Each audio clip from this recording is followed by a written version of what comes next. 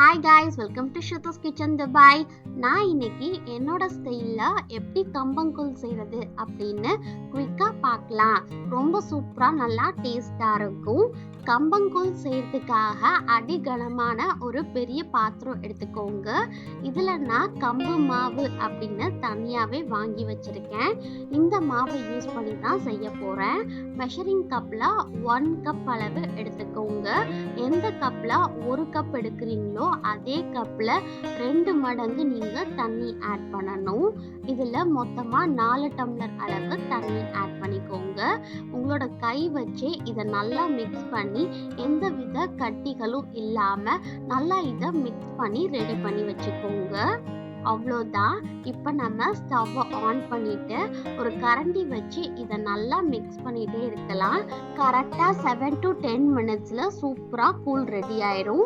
ஒரு 3 மினிட்ஸ்லேயே நல்லா கெட்டியாக ஸ்டார்ட் ஆயிரும். கொஞ்சம் கொஞ்சமாக நல்லா கெட்டியானதுக்கப்புறம் மிக்ஸ் பண்ணவே முடியாது.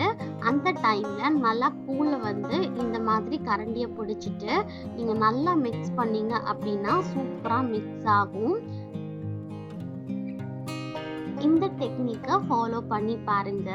ரொம்ப ஈஸியாக நம்ம மிக்ஸ் பண்ணலாம். இந்த மாதிரி நல்லா பபிள்ஸ்லாம் சூப்பராக மாவெல்லாம் வெந்து வந்ததுக்கப்புறம் 7 மினிட்ஸில் சூப்பராக எனக்கு ரெடி ஆயிடுச்சு. இப்போ நான் ஸ்டவ்வை ஆஃப் பண்ணி வச்சிடுறேன். இது நல்லா கூல்டவுன் ஆனதுக்கப்புறம் இதில் நம்ம நல்லா கெட்டியான தயிர், சால்ட்டை ஆட் பண்ணிவிட்டு நல்லா இதை மிக்ஸ் பண்ணி விட்டுக்கலாம்.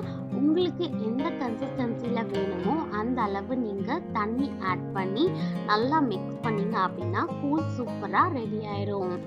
இதுக்கு சைட் டிஷ்ஷாக மோர் மிளகா, வத்தல், அப்பளம் இது கூடலாம் சேர்த்து சாப்பிட்டீங்க அப்படின்னா வேற லெவல் டேஸ்ட்ல இருக்கும்.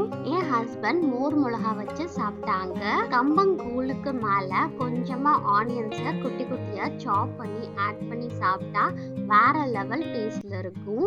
இதுக்கு சைட் டிஷ்ஷா நீங்க வெங்காய வத்தல், அப்பளம் எது வேணாலும் வச்சு சாப்பிட்டாலும் ரொம்ப ஒரு பெஸ்ட் காம்பினேஷனா இருக்கும். ஸ்ருதிகாக்கு இந்த கூழ் ரொம்ப பிடிச்சிருந்துச்சு, நல்லா விரும்பி சாப்பிட்டா.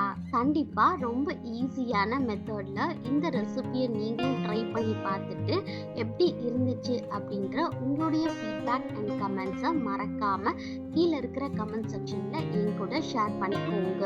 இந்த வீடியோ பிடிச்சிருந்துச்சு அப்படின்னா லைக், ஷேர் அண்ட் சப்ஸ்கிரைப் பண்ணிக்கோங்க. Bye guys, Ishq you all.